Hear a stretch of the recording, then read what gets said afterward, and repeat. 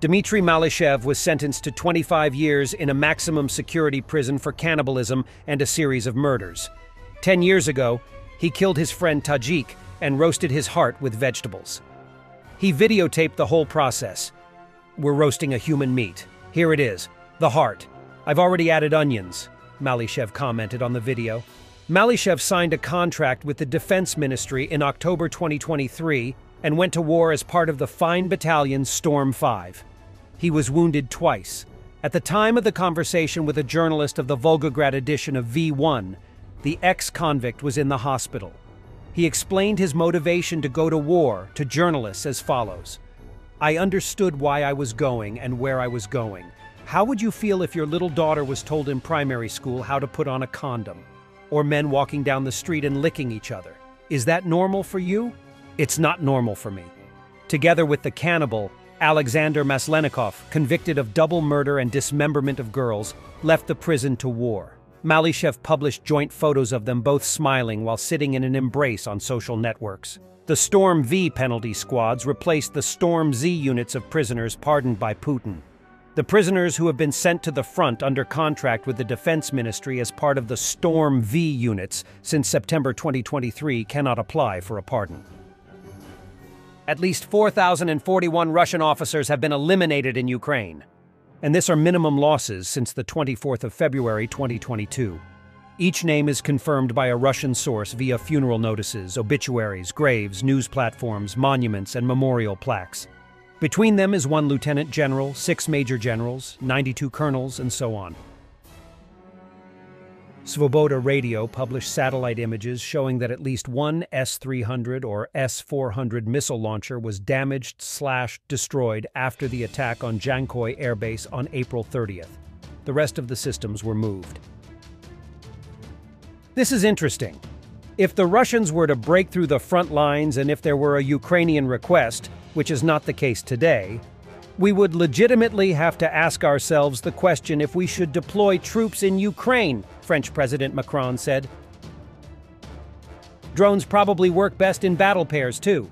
Here, a Ukrainian drone first scores a hit on a Russian T-64B tank and breaks through its outer protection at a weak point.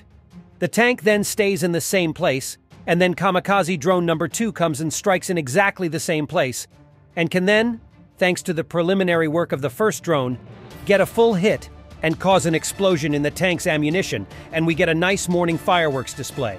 Pictures from Bilohorivka in the Luhansk region.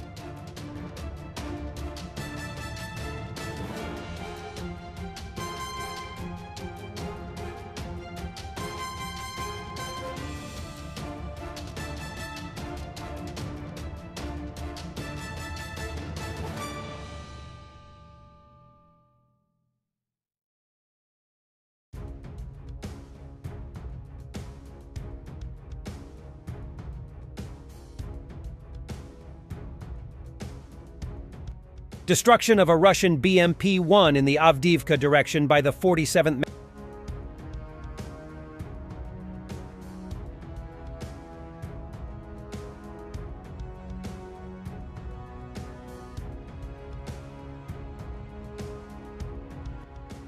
Ukraine's biggest mistakes of the war, the delayed response to its manpower issue, and succumbing to Western pressure to launch a counterattack in 2023.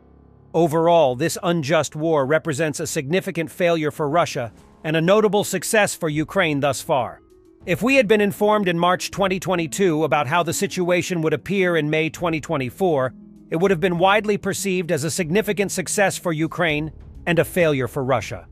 Russia has been unable to capture any regional capital or special status cities in Ukraine over more than 2 years of a full-scale invasion, despite extensive efforts such as recruitment, mobilization, the use of prisoners and mercenaries, and transitioning to a war economy. This outcome has been highly favorable, but Ukraine has also made 2 significant errors that have made the current situation much more challenging than it would have been otherwise.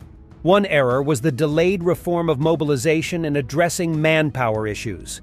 The second mistake was succumbing to political pressure from allies to quickly reclaim territory and launching a counteroffensive last summer in a situation where Ukraine was unprepared. In this existential war for Ukraine, there is no justification for not fully committing to manpower. Taking over 2 years to reform mobilization and address manpower issues is inexcusable in such a critical situation. In the beginning of 2023, Ukraine successfully persuaded its allies to boost their military aid by pledging to reclaim its territories in a counteroffensive. However, challenges stemmed from a shortage of time for preparation and a deficiency of timely and sufficient support. Ukraine lacked the necessary time to adequately train and equip a sufficient number of personnel for the counter-offensive. Furthermore, the brigades were unable to operate effectively as cohesive large units in their offensive endeavors. A large share of the aid pledged by allies did not arrive in time, and crucial support, such as the cluster version of ATACMS, only arrived afterward. This support could have been instrumental in keeping Ka-52 helicopters at a greater distance from the front during attacks. Ideally, Ukraine would have allocated an additional year to prepare for its counteroffensive, enabling the formation of a larger and more thoroughly prepared force for the attack, potentially with air support from F-16 jets. A less favorable but still improved scenario would have involved preparing for at least 2 additional months before launching the attack. This extended preparation time would have facilitated the deployment of a greater number of better prepared brigades for the offensive. As a result, Ukraine is currently facing a challenging situation that will last for months. Fortunately, the situation is expected to improve by the end of the year if Ukraine can address the manpower shortage without incurring significant territorial losses or casualties. If Ukraine can navigate through 2024, it should refrain from hastily launching a new offensive. Ukraine has the potential to achieve victory in this war without engaging in counteroffensives. However, if it chooses to do so, thorough and extended preparation will be crucial.